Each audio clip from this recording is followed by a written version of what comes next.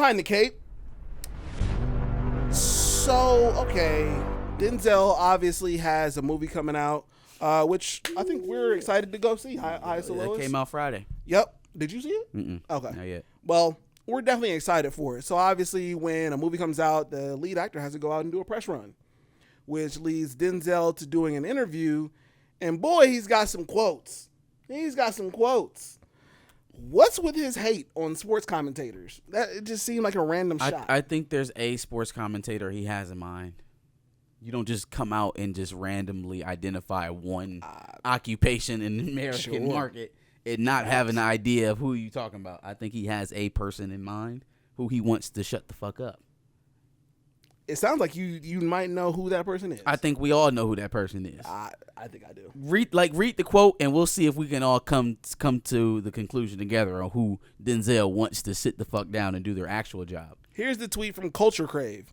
Denzel Washington says sports media folks need to shut up. Mm-hmm. We live in a world of opinionaries, these guys who haven't played, sitting around getting fat, thinking they know how to do it just because they sit behind a desk and chit-chat. Mm-hmm. Learn how to actually be good at something. Oh, wow. Yeah, that sounded like an insult that he didn't have to name or pin it on it, and that person heard it loud and clear. It's like a bug in their ear, for sure. Who's the loudest sports figure of our time, or at least right now? Skip Bayless. No. Oh, no. I mean, maybe at one time, but no, right now it's not I'm Skip kidding. Bayless. It's Stephen A. Smith. Yeah, it's definitely Stephen A. Smith. You want him to sit the fuck down. Yeah. I mean, relax. But okay, so then beef between Denzel and Stephen A. Smith, didn't have that on my 2025 card. But I also think he's in his fuck it stage. Like he's on this whole these my last 5 movies that y'all gonna know about type shit. That's and a fact. After that, I'm just a disgruntled old man. So he's just kind of doing whatever, saying whatever at this point. I agree with that because he also had a quote about cancel culture that was just like, yo, what's up with you? Okay. It's not. It wasn't a bad take. It was just random, and I felt like he had like vitriol, like towards cancel culture in that way. Actually, this one I have one of his friends probably got caught up. He's like, no, let him back. Oh, here it is. Variety tweets. Denzel Washington said, "Who cares?" when asked if he ever worries about being canceled. You can't be canceled if you haven't signed up. Don't sign up. And it's just like, okay, that true, obviously. Sure. But it's just like, what is this? Like, why these rants? But if you think about it, if he is in a fuck it stage, yeah, that makes sense. Yeah, and also I kind of understand the I guess the point of it is like I don't live that life anyways to where that type of shit would bother me. I don't think Denzel Washington is on social media. In terms of his partnerships and deals and stuff like that, he's not like a very forward-facing person. Like he ain't out selling Wheaties. He ain't on nobody's, lawn. He do his roles and goes the fuck home. Yeah, like he's not really a big advertising guy. So there's really no partnerships or deals that would be sullied by his opinion or somebody not liking his opinion on something like that, or him being a controversial figure. And he's not a controversial figure. Right. So I don't want to call anybody uncancelable. But if you don't let it affect you, it doesn't. Yeah, I mean, that's what he said. He said, if you don't sign up, don't worry about getting canceled. He also said, Art of Dialogue tweets, Denzel Washington sends strong message on cancel culture. I follow God. I don't follow man. Which, yep, that's how you should be. That's how we should be. So, I like it. Don't get it confused. Denzel serving up gold. I'm just confused as to where this is coming from. But when you put it like that, he done. I ain't got to kiss no more ass, man. I'm out of here. I'm old. I'm about to retire from all this shit. I don't care. Fuck this. Niggas can't do this shit to me. This is a big one for us because we've been talking about this. We've been talking about the fact that the Wayans have returned to Scary Movie 6. We've been excited for it, obviously, which is to be expected.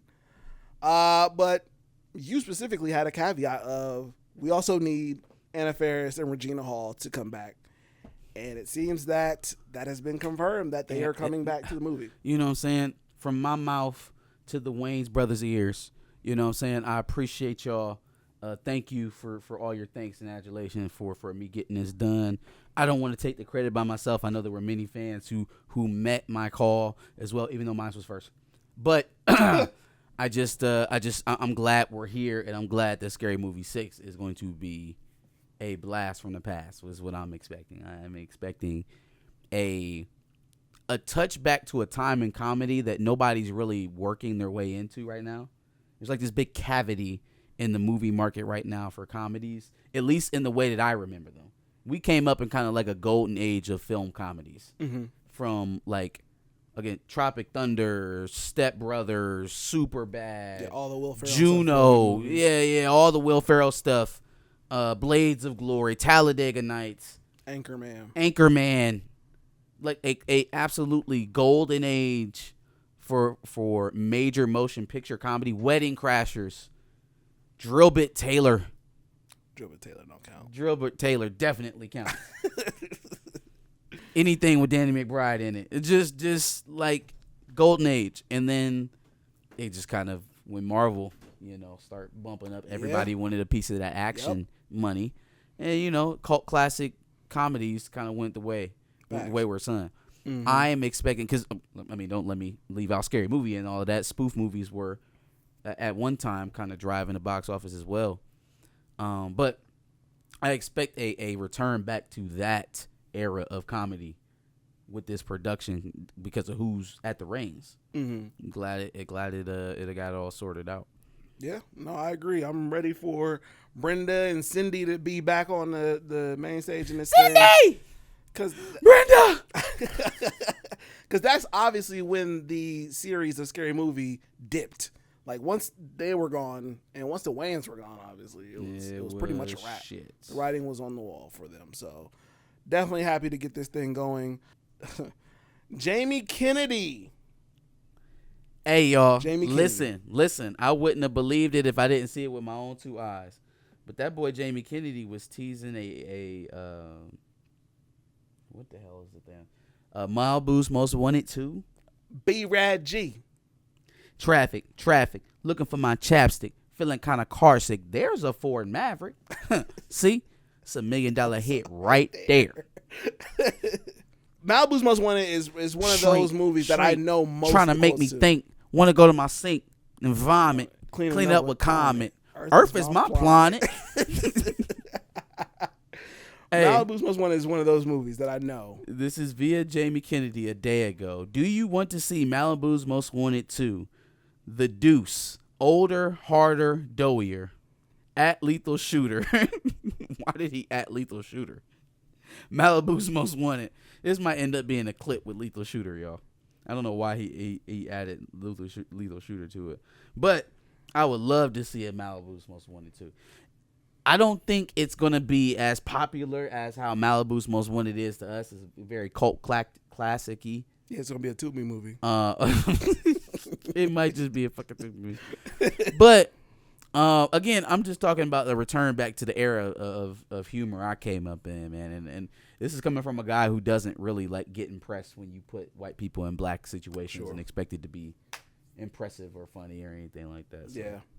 Yeah, they really did a good job of, because in that case, it was a parody of that situation, right? It was, he's a wigger, but he's a wigger is crazy. But we're parodying that whole situation, so it just made it fun for everybody involved.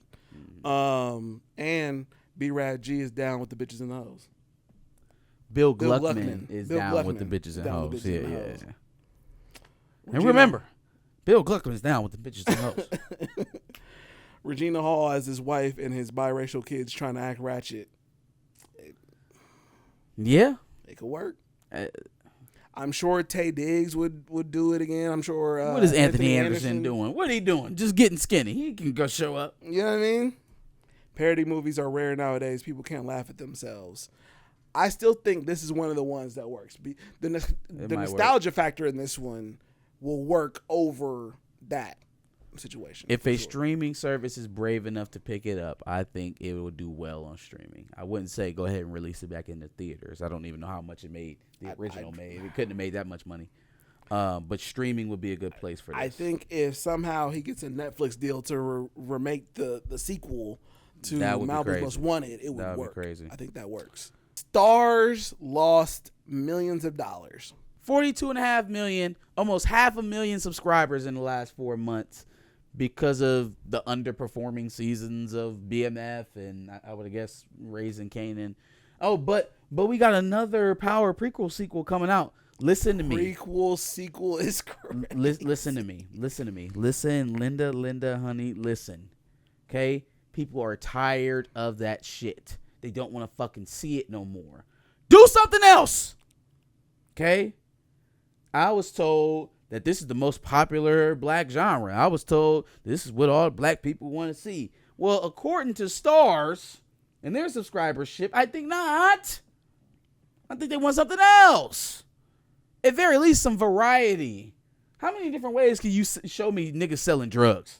Like, how many ways can we do that? Oh, here's niggas selling drugs in the strip club. Oh, here's niggas selling drugs in New York. Oh, here's niggas selling drugs in Chicago. Ooh, here's niggas selling drugs back in the 80s. Like, how many different ways can we move this weight? This feels like a clips tutorial. Facts. Can we show some niggas shooting a basketball at least? Don't give them too many ideas. Show niggas swinging a baseball bat. You know what I'm saying? Show niggas frying some chicken for a change. Do something other than selling some drugs on Stars. No. We gonna give you frying chicken. We gonna give you shooting a basketball, but they also selling drugs. No, there's a million other stereotypes we could be exploiting here. I'm disappointed in your lack of creative racist vision. I'm disappointed. There's so many things we could be doing. We be out here swinging from trees. Yo, it's all kind of racist shit you can come up with. But the only thing you want to show is drugs. You know what niggas like to do? Niggas like to dance, but they also like to sell drugs. How do we put that together? You know what niggas like to do? They like to eat watermelon, but they like to sell drugs. How do we put that together? Like, that's their How means. many different ways can we move this weight on Stars? So now I am offering up a challenge to 50 Cent. Your next project, brother, got to be something other than Power. It's got to be something other than Power, BMF.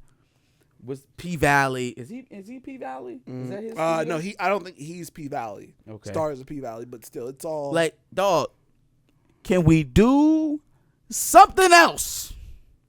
Anything else? do something else. I would take a slave. No, I ain't watching no slave show. But you know Washington Black? I would take. I don't. Well, anywho, don't want one. Do something else. Do better. Send niggas in space. Give me a black male teacher. That's an interesting concept. Very rare. There's so many other things we could be doing, bro. Mr. Park says, I want to see black sci-fi personally, but that's just me. I'm not going to lie to y'all, though. I'm going to watch the next season of Tommy. You don't have to. We do not have I'm to not do reviewing it, right? We're not reviewing it. We don't have to do this anymore. I'm going to watch it, though. I'm just being honest. But then after Tommy, I'm done. You know, fucking Tariq just gonna show up and save the day somehow, cause you know. And you know what? He the 5'7" I'm going assassin. to be mad at that, but I'm gonna laugh about it, and I'm gonna be thoroughly entertained about that because it's so stupid. Uncle Tommy, they said they wanted to smoke, so I brought it to him. Tea and crumpet sci-fi is hilarious. Anyway, Shauna Kingston. Damn all them beautiful girls. Cause damn if he's not in prison now because of his criminal boy. Yo. That's why you going to jail. You got 3.5, so your mama could stay out. You know, as far as the Sean Kingston hype, I never really understood it because he told a girl that he would take her to the slums. He would take her to the ghetto. I was like, what? Shawty, I will take you there. I'll take you to the ghetto, girl. Come on. What? So, you know, I just never really quite understood the Sean Kingston hype. But, yeah, no. Obviously, he hasn't been making those songs in quite a while because he got arrested on a fraud case. Oh, well. Yeah, man. Stay safe. Stay safe. Gal Gadot Gal has got a theory. Miss Leibowitz. Has a theory on why Snow White didn't do so well.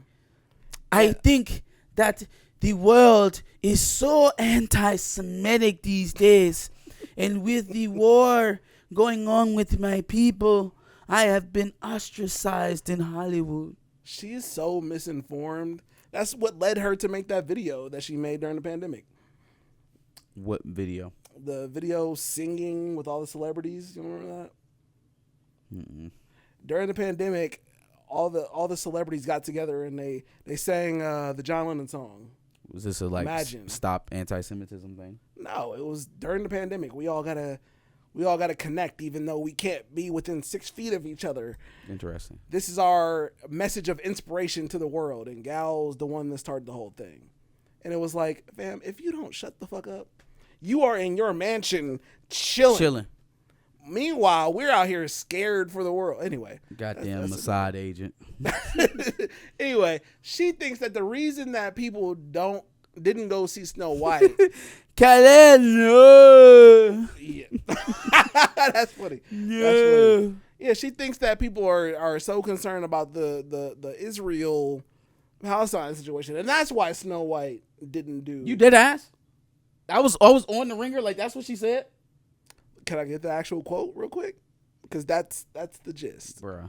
Gal Gadot claims that Snow White flopped because of the pressure on celebrities to bring up things against Israel rather than her terrible acting. Wait. The pressure for celebrities to bring up things against Israel? Her exact quote. Mossad. From Mossad's lips to her mouth. You can always explain and try to give people in the world a context about what's happening in Israel and what the reality is here, but in the end, people decide for themselves. People are boycotting my movies just because I support Israel. It's not fair. Fam, okay. She didn't actually say that. All right. Let's look at the logic of this, because it's literally illegal in states to divest or to boycott your fucking fake apartheid state. But let's play with your logic a little bit. Let's say that it actually is like an Israeli boycott of you because you're in the movie. And not your trash acting. Right. So that means that your relationship with your country, right, is able to tank a multi-million-dollar Disney production on its own. Like literally, that association by itself was enough to tank the entire production, right? And you still think you in the right? like hold on. So like mass media, we sold Snow White worldwide. We sold it to the Chinese. We sold it. We went down to Africa and sold Snow White. We was in South America selling Snow White. Mm-hmm. We was selling Snow White like crack in the 80s. Yep. Okay, we was busting that bitch out everywhere. We circled the globe multiple times, busting out Snow White. And nobody wanted it because you're Israeli. And you still think you're cool. Like you still think that you in the catbird seat, huh? Gal, can I be honest with you? We are so popular around the world. Gal, can I be honest with you? People didn't watch Snow White because your acting sucks. Terrible. Rachel's acting sucks. In Snow White. And then the dwarves were trash. Soulless. The whole situation and scary. with the dwarves was trash. Mm-hmm. There's 3 huge reasons, and they have nothing to do with Israel. Apparently, y'all was fighting on set and shit like that. Also, she was supposed to be the ugly, evil queen to Rachel Zegler's perfect beauty, Snow White. Yes. Oh, man. Yep. Woo. Facts. Funny. That's hilarious. Tony Rousey, you gotta chill out, by the way. They need to call her ass back into the office. She needs to be retrained and reassigned. Okay, because acting, I think they seen a pretty face. It's like, oh, she's tall, she's attractive. We can put her in there. She can honeypot some people, allegedly. Anyway. But no, like she needs a new assignment, y'all. She needs a new assignment. Look, I know y'all know how to replant people. Just bring her back, re-educate. I don't think the acting space is going to work out. Y'all should put another asset there if you're listening. I'm sure you are. I would agree. She's not really getting it done. You should probably put somebody there that's a little bit more convincing. That's Behind the Cape. Give us your thoughts on Behind the Cape. Put your takes in the prompt if we miss one. Let us know what you thought about ours. Make sure you like, share, subscribe. We're here every Sunday around 4:30, kicking off, doing this live. You can catch the replays for Behind the Cape on Thursday mornings at 10. Yep, and make sure you check out our playlist full of Behind the Cape episodes from previous weeks where we talk about TV, film, news, and rumors. And like you said, make sure you check us out. We like to drop episodes of this every Thursday at 10.